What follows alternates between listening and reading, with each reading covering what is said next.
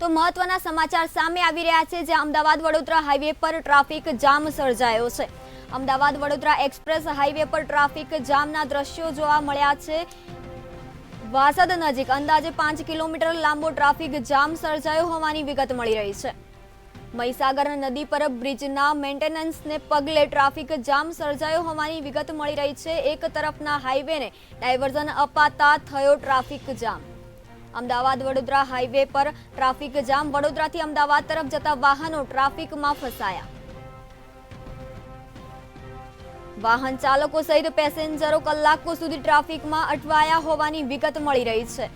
વાસદ નજીક અંદાજે 5 કિલોમીટર લાંબો ટ્રાફિક જામ સર્જાયો હોવાની વિગત મળી રહી છે। મહીસાગર નદી પર બ્રિજના મેન્ટેનન્સને પગલે ટ્રાફિક જામ સર્જાયો હોવાની વિગત મળી રહી છે। એક તરફના હાઈવેને ડાયવર્ઝન અપાતા થયો હતો ટ્રાફિક જામ। વડોદરાથી અમદાવાદ તરફ જતા વાહનો ટ્રાફિકમાં ફસાયા।